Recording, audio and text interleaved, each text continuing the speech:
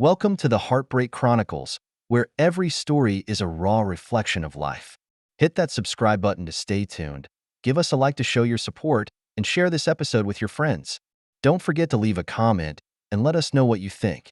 Now, let's dive into today's story. Emily stood in the halls of the old museum, her fingers brushing over a Renaissance painting. As chief curator of the city's most prestigious art museum, she should have been excited about the new exhibition that was about to open. At the moment, however, she was distracted, her thoughts like scattered paint on a canvas, hard to gather. "Emily, are you okay?" Her coworker Lisa's voice pulled her back to reality. Emily forced a smile. "I'm fine, probably just a little tired." She knew she was lying. Lately, Emily's life has been like a painting with ink thrown on it, with the once harmonious colors in disarray. When she married Mark, a financial analyst, 5 years ago, she fantasized that their life would be a perfect masterpiece. However, reality was like a sharp paintbrush, mercilessly cutting through her dreams. Mark spends his days buried in financial statements and client meetings, often coming home late at night. Even at home, his attention is always occupied by his cell phone and laptop.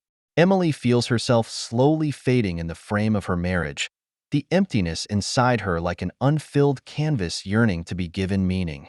Just when Emily is feeling most helpless, fate adds an unexpected splash of color to her life.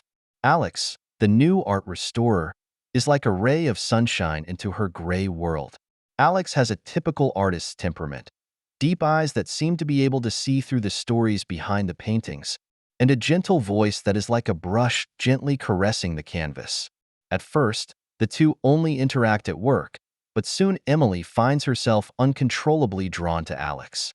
"Emily, look at the composition of this painting," Alex said softly as he stood in front of a piece of modern art. "It looks cluttered, but it contains the painter's thoughts and contradictions about life." Emily looked sideways at Alex, a strange feeling welling up inside her. In his eyes, it was as if she saw a reflection of her own inner self, longing for a breakthrough but fearful of change. And just like that, a secretive relationship sprang up. At first, Emily will still feel guilty for betraying Mark, but soon the time she spends with Alex becomes the only bright spot in her life.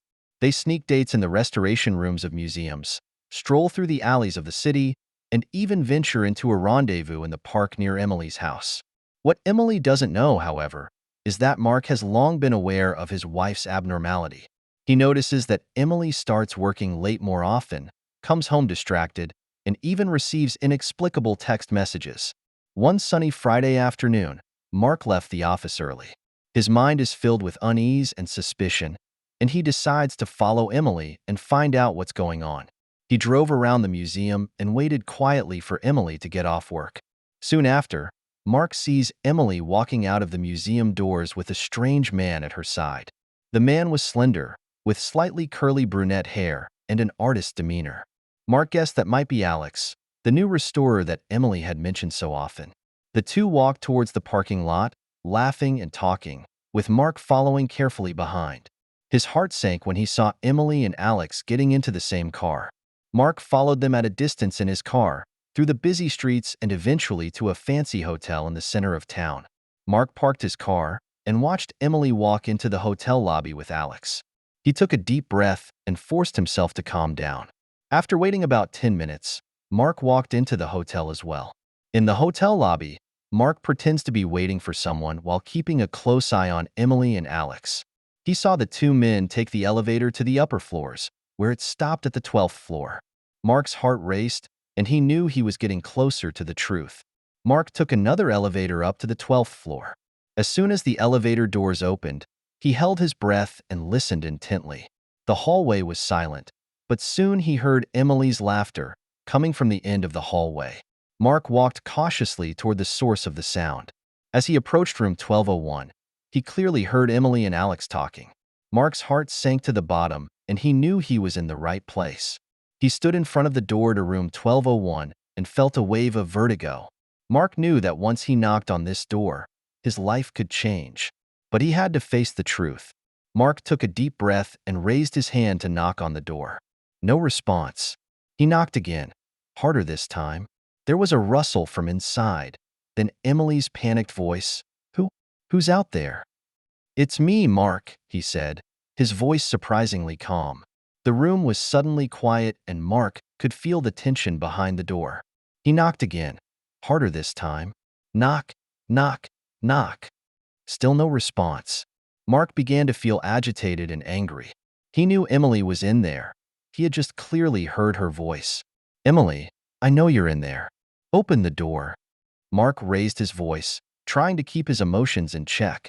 There was a rustle from inside, but still no one came to open the door. Mark's patience is rapidly wearing thin. He knocked again, this time almost slamming the door. Bang, bang, bang. Emily, open the door right now. Mark's voice was filled with anger and pain. If you don't open the door, I'm going to kick it in. The hallway echoed with Mark's shouts, which may have alerted the guests in the other rooms. But at the moment, Mark couldn't care less. Just as Mark was about to fulfill his threat, Emily's panicked voice finally came through the door. Wait, wait, I'm coming. A few seconds later, the door slowly opened. Emily stood in the doorway, her face pale and her hair disheveled. Her shirt was buttoned up wrong, and the lipstick on her lips was a little spent. Mark? What are you doing here? Emily stammered, her eyes flashing, obviously trying desperately to hide something. Instead of answering, Mark just pushed the door open and walked in. Inside the room, Alex is scrambling to button up his shirt, and a look of horror crosses his face when he sees Mark. The atmosphere in the room froze. Emily opened her mouth to say something, but the words escaped her lips and she swallowed. Alex stood uneasily, at a loss for words. Mark's gaze swept back and forth between Emily and Alex, anger and pain mingling in his mind. He clenched his fists, trying to control himself from losing his mind. So this is your art fix? Mark said coldly, his voice filled with sarcasm and pain. Emily's tears welled up instantly. Mark, I can explain, she choked out, but Mark didn't want to hear any more explanations. Years of trust completely collapsed in this moment. He turned to Alex, a dangerous glint in his eye. What happened next seemed like a slow-motion replay. Mark rushes at Alex and punches him hard in the face. Alex stumbled back, knocking over the nightstand. Emily screamed and tried to separate the two, but it was too late. By the time Mark came back to his senses, Alex was on the floor with a bloody nose. Emily curled up in the corner, tears streaming down her face. The room was a mess, just like their marriage.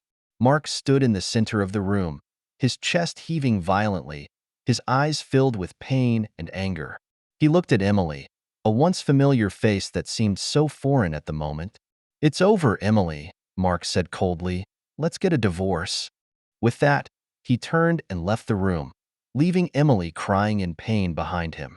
In the hallway, Mark leaned against the wall and felt a wave of heaven. He knew that from this day forward, his life would never be the same. The next few days were a nightmare. Mark moves out of the home they share and begins to organize their possessions. Emily tries to save her marriage, but Mark refuses all her requests. What hurt Emily the most was that Mark told her parents. Emily's parents, George and Linda, live in a detached house in the suburbs and have always been proud of their daughter's marriage. When they learned the truth, shock and disappointment overflowed. Emily, how could you? Linda asked, crying. Did we raise you for you to do something like this? Emily kept her head down, speechless. She knew she had failed everyone who loved her, but she didn't know how to make it right. At this moment, she only felt endless emptiness and despair. Just when Emily thinks things can't get any worse, her father George suddenly says he wants to see Mark. Emily looked at her father in horror, wondering what he was trying to do. She only hoped that one last glimmer of hope could be preserved in this tragedy that she had caused with her own hands. As Emily watched her father pick up the phone and dial Mark's number, she felt her world falling apart. She didn't know what was going to happen next, but she knew that no matter what the outcome, her life would be changed forever. This afternoon, Emily stood at the window of her parents' house, looking out at the beautiful garden. But inside, she was filled with fear and uncertainty about the future. The once beautiful colors of her life's canvas have been smudged beyond recognition, and reconstructing that painting will be a long and difficult process. The setting sun's rays poured over the spacious living room of George and Linda's home, casting a warm but slightly sad orange-red color over the room. Emily curled up in a corner of the couch and watched as her father, George, picked up his cell phone and dialed Mark's number. The atmosphere in the room was so stark that it was almost suffocating. "Mark," George's voice was surprisingly calm. "I'm Emily's father. I think we need to talk." There was silence on the other end of the line for a moment. Then Mark's tired voice came through. "Okay, George. I think we do have a lot to discuss." They agreed to meet the next afternoon at George and Linda's house. After hanging up, George turned to Emily with disappointment and confusion in his eyes. "Tomorrow, you're going to tell us everything, Emily. We need to know exactly what happened." Emily could only nod, feeling her throat tighten. She knew that tomorrow was going to be a tough day. Mark arrived on time the next afternoon. Emily felt a pang of heartache as he walked into the living room. Mark looked much more haggard, with noticeable dark circles under his eyes, and it was clear that he hadn't gotten much rest in the last few days either. George gestured for Mark to sit down, then looked to Emily. "Now, Emily, tell us exactly what happened." Emily took a deep breath and began to tell her story. Her voice was a little shaky at first, but gradually smoothed out as the narrative progressed.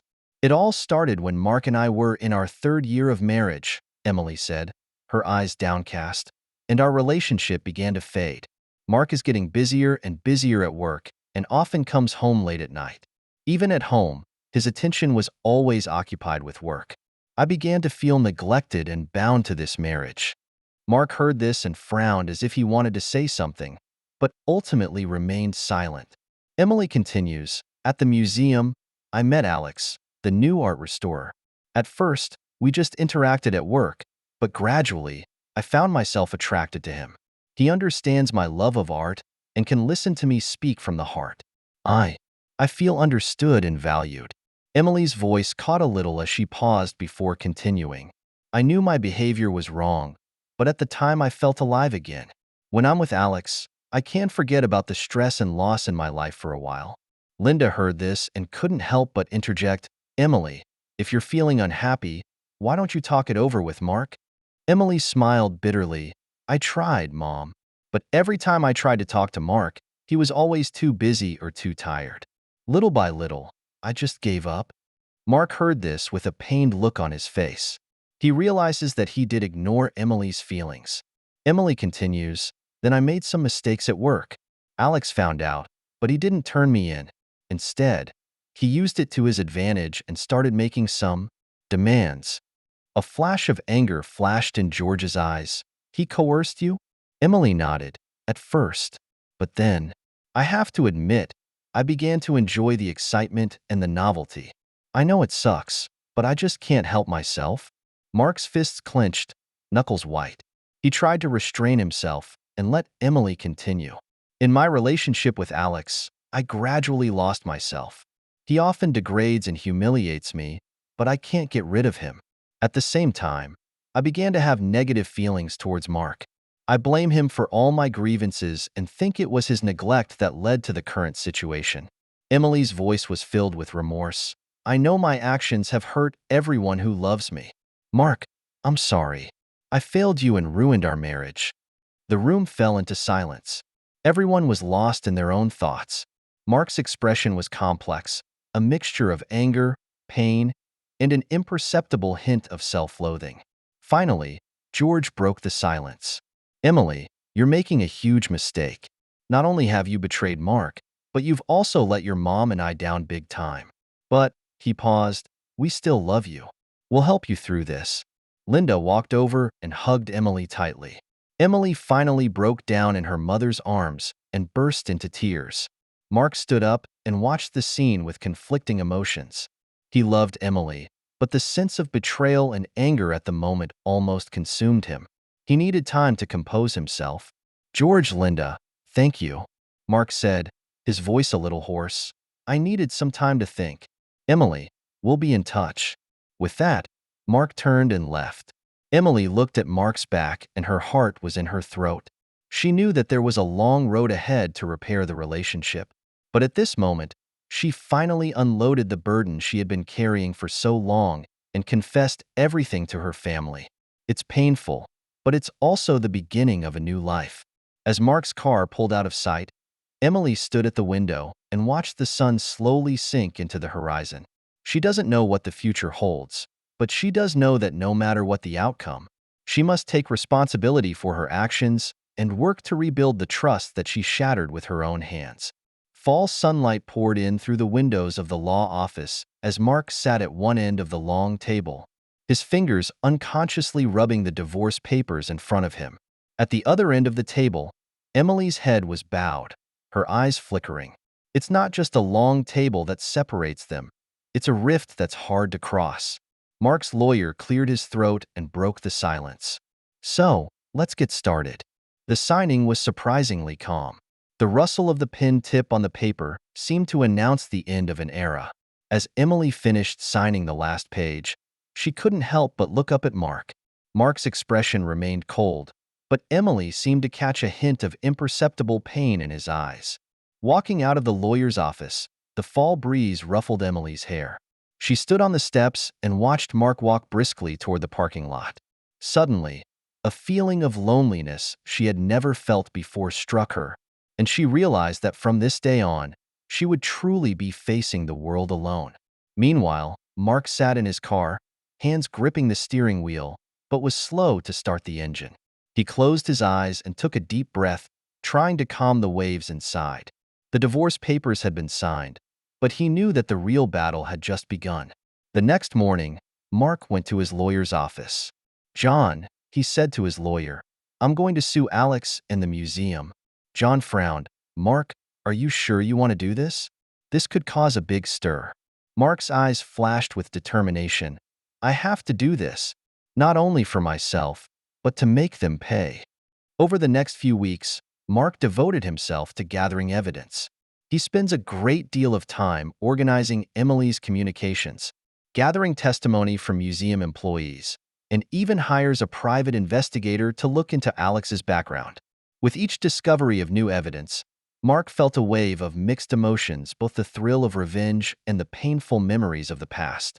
Meanwhile, Emily's life is in shambles. As she walked into the museum, it felt like all eyes were on her. Whispers resounded behind her, the once familiar work environment now suffocating. A week later, Emily was called into the curator's office. "Emily, we received a letter from Mark's lawyer."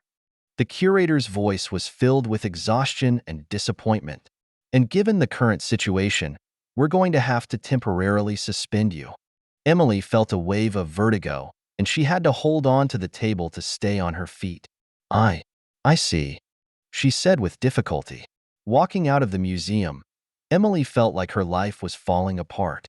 She lost her marriage and now her beloved job. She wandered aimlessly through the streets, eventually arriving at her parents' house without realizing it. Linda opened the door and saw her daughter's haggard appearance and immediately hugged her close. "Oh, honey, what happened?" Emily leaned on her mother's shoulder, tears coming to her eyes. She broke off to tell about losing her job. George heard the news and sighed deeply. "Emily, you can move back in with us for a while." Emily nodded gratefully, but inside she was filled with fear and uncertainty about the future. Meanwhile, the battle in the courtroom was in full swing. Mark's legal team presented extensive evidence that Alex had used his position to harass Emily and that the museum's management had turned a blind eye. When Alex is taken to the witness stand, Mark faces the man who destroyed his marriage head-on for the first time. Alex looks much more haggard, his eyes flashing, clearly panicked by his current situation. "Mr. Alex," Mark's attorney began to ask, "may I ask if you used Emily's job mistake to coerce her into having sex with you?" Alex opened his mouth as if he wanted to deny it, but in the face of hard evidence, he ultimately chose to remain silent. The trial lasted several weeks, and the court ultimately rendered its judgment. Alex was sentenced to prison for workplace harassment and coercion, and the museum was ordered to pay a hefty fine and publicly apologize. When Mark walked out of the courtroom, he expected to feel a sense of triumph, but all that replaced it was a sense of emptiness. He won the case, but lost everything he once held dear. Emily saw the news coverage of the outcome of the trial on TV. Her emotions were too complex to describe. On the one hand, she was angry and ashamed of what Alex had done. On the other hand, she ached for what had happened to the museum. That night, Emily sat alone in the backyard of her parents' house, looking up at the stars. She thinks back to the dreams she once had, her career, and the marriage that has been broken. Tears slid silently down her face, and she knew that rebuilding her life would be a long and difficult process. Meanwhile, Mark stood on the balcony of his apartment, a glass of whiskey in his hand. He looked at the lights of the city and contemplated his future. The lawsuit is over, but the wounds inside are far from healed. He picked up his cell phone and sent a letter of resignation to the company. He decides to leave the city of memories and start over in a new place. As night fully envelopes the city, Mark and Emily, former lovers, are now alone in their respective corners facing an unknown future. Their story, like a painting destroyed by a storm, leaves only scattered fragments. But amidst the rubble may lie the possibility of reinventing life. Spring is creeping in, and warm sunshine is spilling onto the streets of Seattle. Mark stood in front of the window of his new apartment, looking out over the ocean in the distance, and took a deep breath. It's been 3 months since he moved to this new city, and he feels like his life is slowly getting on track. Mark looked down at the coffee mug in his hand, which he had bought at a small local store. A simple but vibrant seascape is painted on the mug. He thought of Emily and how she loved art and could find beauty in the simplest of objects. The thought no longer pained him as it had before, but with a hint of nostalgia and relief. He turned toward his desk and opened his laptop. As a financial advisor, he is working on a new project. After leaving his old company, Mark decided to become a freelancer.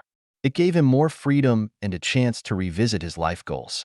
Meanwhile, thousands of miles away in New York, Emily is standing in a small gallery, helping to set up for an upcoming exhibition. After losing her job at the museum, she went through a difficult time. But with the support of her parents, she picked up her brushes again and began to create her own work. Emily carefully hung an abstract painting on the wall. The painting is filled with deep blues and grays, as if telling a story of loss and rebirth. She took a few steps back and scrutinized the piece. "That's a beautiful picture," a soft voice said from behind her. Emily turns around and sees Sarah, the owner of the gallery. Emily smiled and said, "Thanks. It's something I went through, something that I created after." Sarah nodded, a look of understanding in her eyes. Sometimes the most profound works of art often stem from the most difficult moments in our lives. Emily looked thoughtfully at her painting. During this time, she often thought about Mark, the time they had spent together, and the mistakes she had made. Remorse, guilt, regret, all of these emotions she had already experienced deeply. But now, she is learning to forgive herself and to grow from her past mistakes. Back in Seattle, Mark is meeting with a new client in a coffee shop. The conversation went well, and the client was clearly pleased with Mark's expertise and advice. Mark did not leave immediately after the meeting. As he sat there, looking out the window at the bustling streets, his thoughts drifted back in time once more. He remembers how he used to devote himself to his work, ignoring Emily's needs and feelings. While this doesn't excuse Emily's betrayal, Mark knows that the breakdown of the marriage was the result of two people working together. Just then, a young woman accidentally bumped into his table and spilled her coffee. "Oh, I'm so sorry." The woman apologized in a panic, trying to wipe the table with a paper towel. Mark rushed to help. "It's okay. Don't worry." He looked up at the woman and inadvertently met her eyes. It was a pair of gentle, yet slightly melancholic eyes that reminded Mark of how he felt when he first met Emily. "My name is Lisa," the woman said, a little embarrassed. "And to apologize, perhaps I could buy you a cup of coffee?" Mark hesitated, then smiled and nodded in agreement. In that moment, he felt a glimmer of hope that maybe he could open himself up again. Meanwhile, at the gallery in New York, the opening of Emily's exhibition is underway. She stood in front of her piece and told the audience about the inspiration and process of creating it. Suddenly, she noticed a familiar figure in the crowd. It was her best friend from college, Michael. After the exhibition, Michael came up to congratulate Emily. They talk to each other and reminisce about the past. Emily found that talking to Michael made her feel relaxed and happy, a feeling she hadn't experienced in a long time. As night fell, Mark and Emily stood in separate corners of their respective cities, staring up at the star-studded night sky. They are all thinking about the past and envisioning the future. Mark thought of Lisa, of those gentle eyes. He knew it would take time to fully trust someone, but he was willing to try again. Emily, on the other hand, thought of Michael and all the laughs they'd shared. She realized that she still had a long way to go, but at least, she no longer felt alone. Both realized that life is like a painting that is never finished. Past mistakes and hurts are like colors on a canvas that can't be erased, but can be incorporated into new colors to create new meaning. Mark gently stroked the seascape coffee mug and murmured, "Emily, I hope you find your own happiness, too." Emily looked at her painting and whispered, "Mark, I truly hope you can trust love again." The gentle breeze of a spring night brings with it the scent of new life. Mark and Emily, two people who once loved each other dearly, are now carefully sketching new outlines on the canvas of their respective lives. They all know that the future is still full of uncertainty, but at least, they have learned how to set sail again after the storm. Life is like a never-ending painting, where every stroke is a new beginning and every day is an opportunity to recreate. Mark and Emily's story may be over, but a new chapter in their respective lives has just begun. Thank you for taking the time to listen to today's story. If you enjoyed it, please like and subscribe if you haven't already. If you have a story to share about your own or someone else's experience, please feel free to contact me. Take care.